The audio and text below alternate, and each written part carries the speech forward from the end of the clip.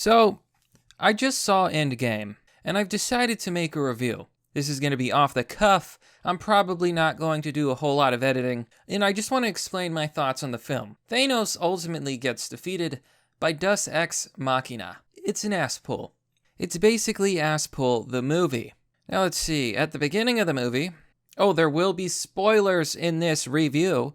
So just a heads up, if you don't want to be spoiled, don't watch the video. Oh, and the title, Thanos gets defeated by Deus Ex Machina. It's not a spoiler. We all knew this was going to happen. We all know that the good guys always win in the end. And frankly, I know the movie has received praise. It's got a good rating. A lot of people like it. It's generally been very well received. However, I couldn't help but feel a little bit disappointed, and I'm going to explain why. The movie starts off with what I think is actually a perfect scene. You have Hawkeye and his family, and he's retired. He's teaching his daughter how to shoot arrows. It's a really touching scene. It's really nice. And sitting in the theater, I knew exactly what was going to happen. I thought one of his family members were going to go poof and turn to ash, when Thanos snapped his fingers. Turns out, they all disintegrated. It was the perfect way to start the movie. And do you know how unlucky you have to be? Statistically speaking, you're going to lose half of your family, okay? But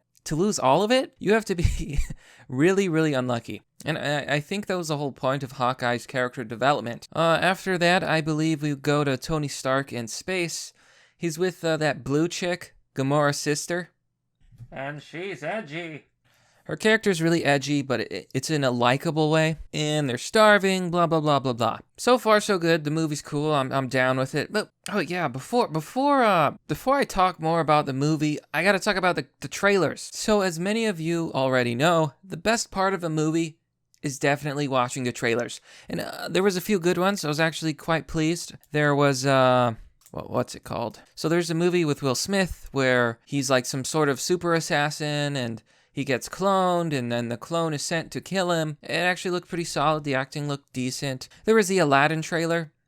Aladdin's a really good movie, but the live-action adaptations. The only reason they keep doing that? Like, they keep turning everything into live action? Disney just wants to renew the copyright. That's it. It's just copyright abuse. That being said, the movie looks cool. I might like to see it. There are a couple others I don't really remember, but by far the best trailer I saw today was Godzilla. It looks amazing. It has all the monsters. It looks like a monster mash. Godzilla comes out and he blasts his laser straight into the sky like a madman. It's awesome. It is freaking awesome. And I think this movie's going to do really well because one of the main complaints of the recent Godzilla movie was Godzilla was barely in it. He was only in it for like 10 minutes to fight that other monster. But this movie has all of the monsters. It looks amazing. Definitely something I'm going to go out and see. So that was hype. Okay, back to the movie. Oh, so guess who rescues Tony Stark, Iron Man, and the blue chick? Yeah, it's Captain Marvel. Honestly, she annoyed me the entire movie. I do not like Captain Marvel. She's OP. She's a Mary Sue. And she's just annoying. The actor, she's always holding her chin up like she's better than everyone else and acting all confident and strong. It's cringy. And she's ridiculously overpowered. Like, it's no match. So the movie actually does a good job with Captain Marvel. She's kept out for most of the movie. She is included. Like, the Russo brothers, who, honestly, I thought they were talented, but this movie was a little bit disappointing, so maybe they're not as good as I thought. Anyways, Captain Marvel rescues them. It kind of doesn't make sense how she finds them or gets them back to Earth so fast, but that happens. And they want to track down Thanos to steal the stones back. Now, this is where the movie actually pulls off what I call a stroke of brilliance. So, when the stones were first used on Earth, there was an energy signature that the stones left, and they were able to find where Thanos was. One, because the blue chick, Gamora's sister, knew he would go to, like, a garden planet. So basically just a planet with lots of wildlife. This is the same planet we see in the other movie where he's sitting looking at the sunset. So they were able to track him down because he uses the gauntlet again, and it sets off another energy signal. So they go to the planet, they find Thanos, and honestly, it's sad. It shows Thanos limping, like he's all weak, like he's damaged. We don't really know why. All you see is his gauntlet hand, and he's like burnt. Half of his body's burnt. And, he's out collecting fruit, basically limping like an old defeated man. So then Iron Man, Hulk and the Hulkbuster, and, the whole gang comes in. And frankly, what happens next is slaughter. They beat him, when he's at his lowest, when he's at his weakest. They drag him down, they cut off his arm, but then they find out a shocking truth. The Infinity Stones are gone. The reason there was another energy surge is because he used the power of the stones to destroy the stones. They're gone. They're annihilated. Brilliant move. And then Thor chops off his head. That was a shock to me. It made absolutely no sense at the time. It really subverted my expectations. It was actually a pretty good move. Again, the beginning of this movie was pretty awesome. Like, the first half of the movie was way better than the last half. So after they kill him, it's 5 years later. Thanos has ultimately won. The Avengers have lost.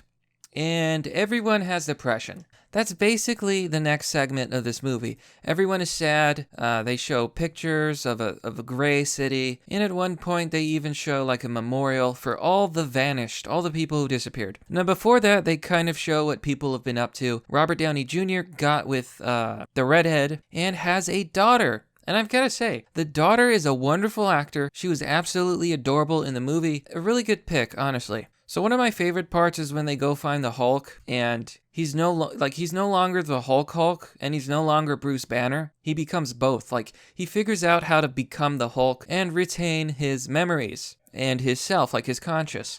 I don't actually know what happens to the Hulk, but I guess they fused into one. It's hilarious because honestly, he's hilarious in this movie. He's basically a nerd, but he's also, he has the body of an Olympian god. There's a funny scene in the movie where, some kids come up to the Hulk to take a picture, and Ant-Man is there.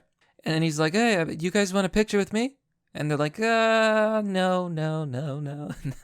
Anyways, sorry, I'm terrible at explaining this. This is all off memory. It's a 3-hour movie. It's kind of hard to remember everything. So Ant-Man, this whole time, they thought Ant-Man had vanished. But it turns out he did not. He was lost in, subspace. He was supposed to be brought back by his partner, the Wasp, but she was one of the people that got snapped, so she's not coming back. So Ant-Man gets this crazy idea that he can use the quantum realm, to time travel. They go to Robert Downey Jr. at his house. They try to convince him to basically help them time travel in the quantum realm. But he refuses. He has a family, he has a life. He doesn't want to lose it. Then they go to the Hulk. That's when they meet him, and they learn that he's gotten control of his powers. So Robert Downey Jr., aka Iron Man, at one point in the film, is dabbling with the concept of time travel, and he actually pulls it off. He makes a successful model of how to navigate the quantum realm to do time travel. Because he feels guilty, and if there's a chance that they could fix everything and bring everyone back with the Infinity Gauntlet using the stones, they want to do it. I personally, it's kind of ridiculous, I think. And I think you're going to find that this movie was pretty much just a series of ass pulls. That's why I'm calling it what it is, Deus Ex Machina. There's a pretty funny scene where they're testing out the time travel, and Ant-Man comes back as an old man, comes back as a little kid, comes back as a baby at one point. So that was a good scene.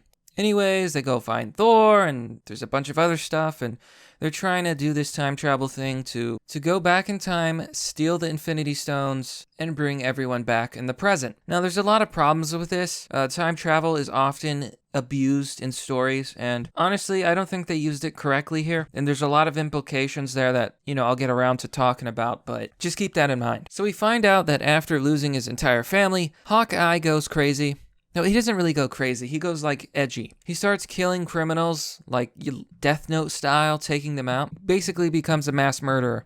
There's a scene where he's in an Asian country and using a sword and killing, the Triad, the Yakuza, some criminal organization. He's just slaughtering them. I think that was pretty interesting for character development. I'm not sure how realistic it is, but I guess after losing your family, you'd be a little bit pissed off.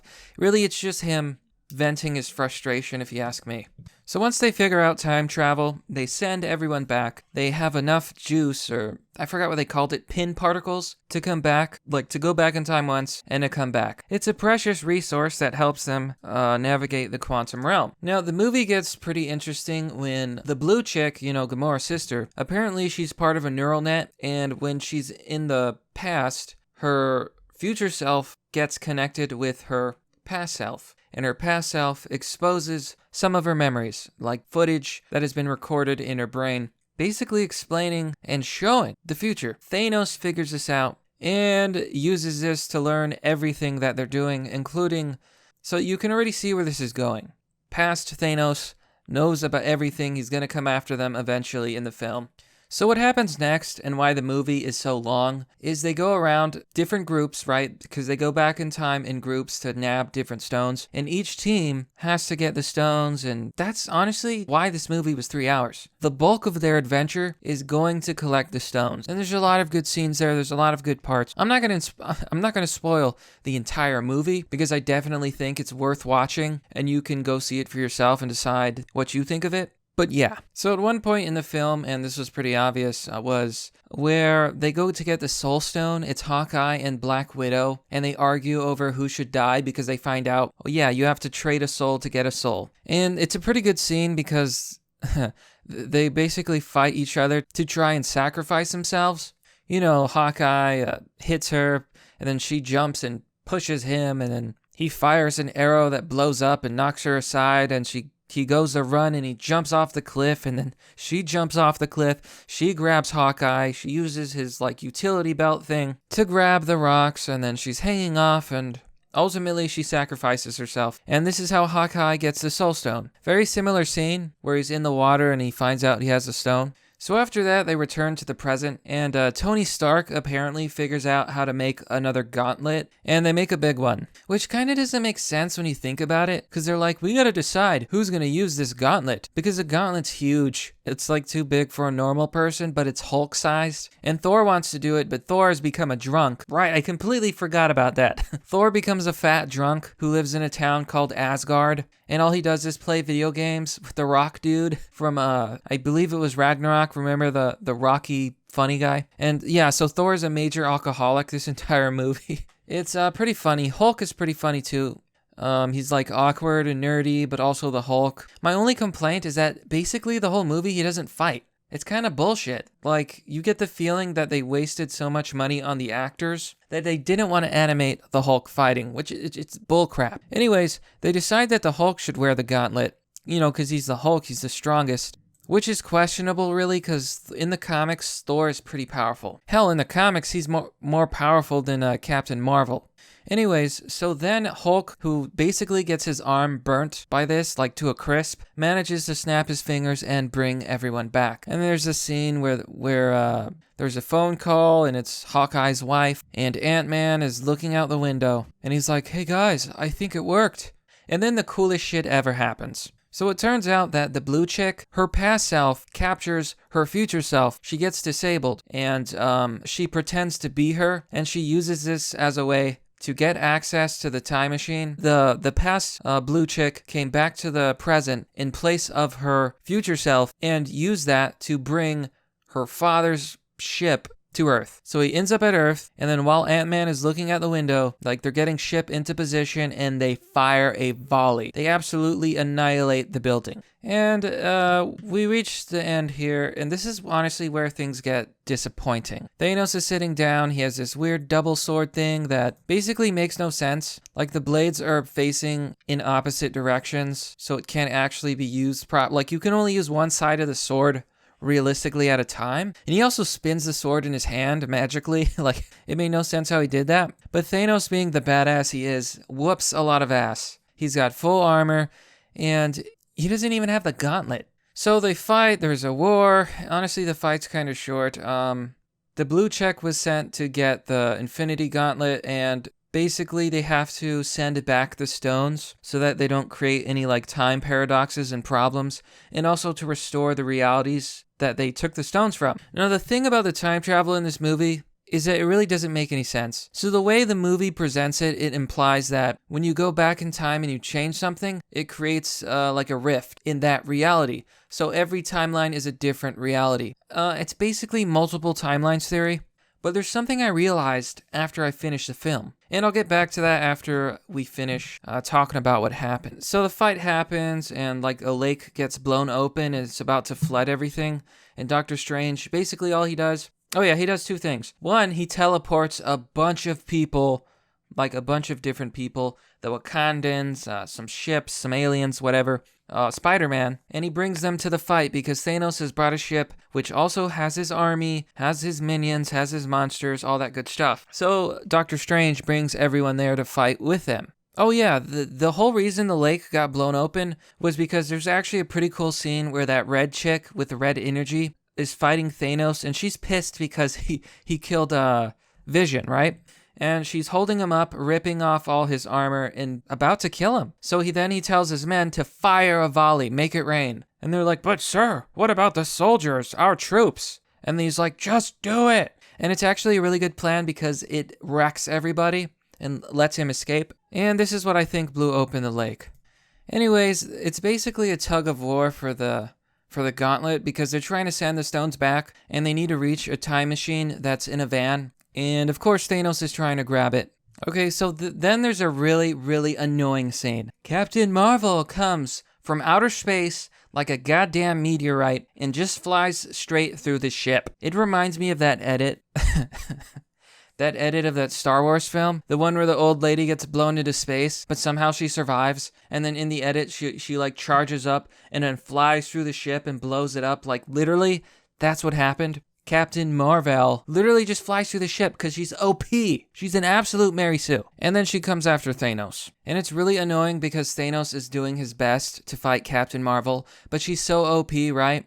All he's really able to do, which was a brilliant move, was throw his double sword into the time machine and make it blow up. That was a great move. Now, my favorite scene in this entire movie is when Marvel is being so badass and OP and trying to take the gauntlet from Thanos. And of course, Thanos tries to headbutt her, and it doesn't even scratch Captain Marvel because she's OP. So what he does is he rips out one of the stones, puts it in his other hand, like absorbs it into his body, and then punches Captain Marvel like a rag doll. It's honestly the best damn scene in the whole movie. So there's this extremely cringy scene where Captain Marvel's there and all these strong female women are there. That the chick from Wakanda with the pointy stick, she's there for some reason. And they're like, they'll get the gauntlet to the time machine. They're not alone. And it just shows all women and they're trying to look cool, and it was so cringy. It was a total feminist moment. Girl power, all that stuff. It was so obvious. It was painful to watch. Anyways, then something that really doesn't make any sense happens, especially when you think about it. Tony Stark manages to steal the stones from Thanos. Like they go to his gauntlet, and it makes no sense because he had no time to build another gauntlet. There was nothing that would imply that he would be able to do that. It made absolutely no sense. No sense at all. Thanos had gotten the gauntlet on. He was about to snap it, but Tony Stark steals it from him because ass pulls. Anyways, they go to his gauntlet, and he snaps his finger, and he annihilates Thanos and his army. Yeah, that's how they beat Thanos. That is literally how they beat Thanos. Ass pull of the century. So, of course, they win. The good guys win in the end. We all knew that it was going to happen. We just didn't know that it was going to use so many ass pulls, the time travel, stealing the gauntlet somehow, beating Thanos at his own game. So they all disintegrate. Tony Stark dies because the gauntlet was too powerful for him. Yada yada, it's a happy ending. They're sad because Black Widow's dead, and that's basically it. Honestly, that's basically the whole movie. The only other thing that really happens is they send Captain America to the past to return the stones so they don't create any time conundrums. And he decides to stay, becomes an old man, and then something that makes no sense at all happens. he gives his shield to the black guy because he's going to be the new Captain America. Oh, progressive. You know, I know that happened in the comics, but it was never popular. So they gave the shield to Winter Soldier, which makes a lot more sense and is what they should have done for this movie. But you know, Chris Evans is a cuck, and yeah, they're just going to give it to the black guy. Marvel's honestly done at this point. I'm not saying this was a bad movie because it had a lot of good moments and a lot of good scenes. There's a lot of stuff in here that I did not explain to you guys because honestly, I want you to go see the film for yourselves. It's worth watching. Even knowing the plot, I'd say it's worth watching. But I am disappointed. It was Deus Ex Machina from the start. Captain Marvel's annoying. She's OP. My favorite scene is definitely when she got punched in the face. And that's basically it. That's the whole movie. But there is a silver lining here. It's something I realized after the movie was over. The way this movie portrays time travel is basically multiple timeline theory. Multiple realities is what they call it, right? So even if you time travel, you're not actually going to the past. You're going to like a different reality that will have a different future than your reality, which is why they have to go to the future to bring everyone back. But this implies, and this is a silver lining of the movie that makes me feel better. Doctor Strange saw 14 million possibilities, right? And he won in almost all of those possibilities except one being their reality. This implies that in 13.99 million universes, Thanos won. He won in all of them. Meaning, the one universe that we're in is the Ass-Pull universe, and Thanos won in every single other universe. That makes me feel better, because honestly, I'm tired of the good guys always winning. I was rooting for Thanos. I like Thanos. Thanos is badass. And, I mean, that's about it. That's about the movie. I know this isn't a proper review, and I'm kind of just going off the cuff here from memory. But yeah, that's what happened. Those are my thoughts on it, folks. Thanos got Deus Ex Machina'd.